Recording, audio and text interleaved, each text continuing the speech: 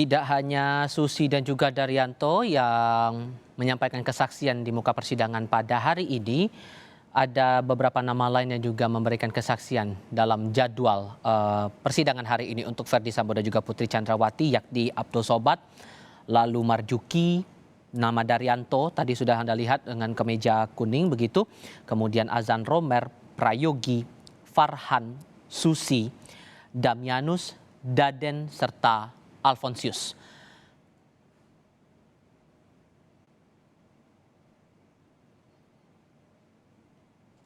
Dan kami masih bergabung dengan sejumlah narasumber untuk berbagi perspektif soal proses sidang yang berlangsung pada hari ini. Ada pakar psikologi forensik Reza Indragiri Amriel dan juga mantan Hakim Agung Gayus Lumbun. Mbak Reza, yang kita cermati tadi, yang kami pantau tadi bahwa hakim merasa ada perbedaan kesaksian sekali lagi yang dikeluarkan oleh Susi. Anda merasa bahwa ini sebatas pada kondisi psikologi saat Susi berhadapan di persidangan sajakah?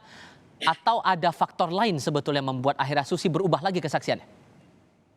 Oh, berubah-ubahnya keterangan saksi jelas faktor psikologis yang bermain. Tinggal lagi persoalannya adalah kita akan mengkategorikan keterangan ini sebagai kategori keterangan yang akurat, keterangan yang sebenarnya, ataukah keterangan yang palsu.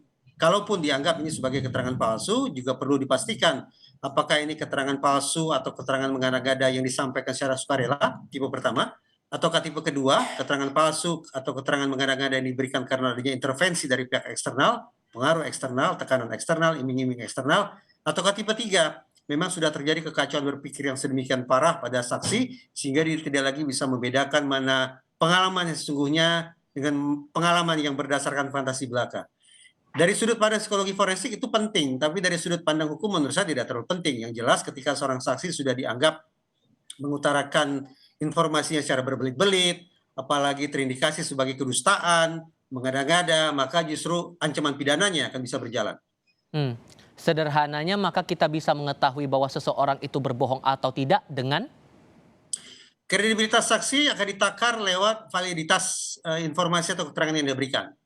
Validitas itu dilihat berdasarkan kesesuaian antara apa yang dinyatakan dengan bagaimana kenyataannya.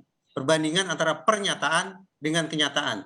Nah, kalau itu sulit untuk dilakukan, maka bisa jadi juga penilaian terhadap validitas informasi dari saksi akan diukur berdasarkan kesesuaian antara keterangan yang satu dengan keterangan yang lain pada saksi yang sama, keterangan yang satu dengan keterangan yang lain pada dua sesi yang berbeda pada saksi yang sama, atau keterangan yang satu dengan keterangan yang lain pada beberapa orang saksi sekaligus. Hitung-hitungan di atas kertas, kalau ada kesebangunan atau semua keterangan itu kongruen satu sama lain, maka bisa dianggap ini sebagai informasi yang valid dan saksinya dinilai sebagai saksi yang kredibel alias terpercaya. kalau dari perspektif hukumnya sendiri, Pak Gayus, Anda melihatnya bagaimana? Ya, koridor saksi ini memang diatur untuk kriteria yang tidak layak atau boleh mengundurkan diri isinya.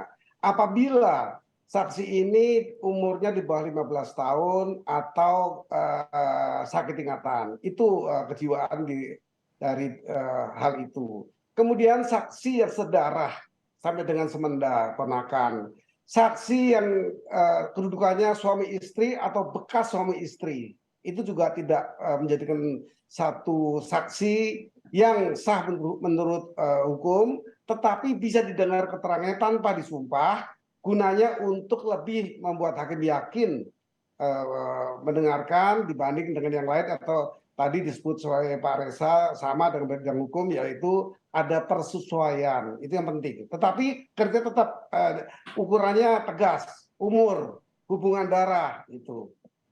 Kemudian ada yang lain yang memegang rahasia tertentu dari majikannya yang diatur dengan undang-undang, misalnya kasir. Lalu nilai uang itu menjadi hak untuk dirahasiakan.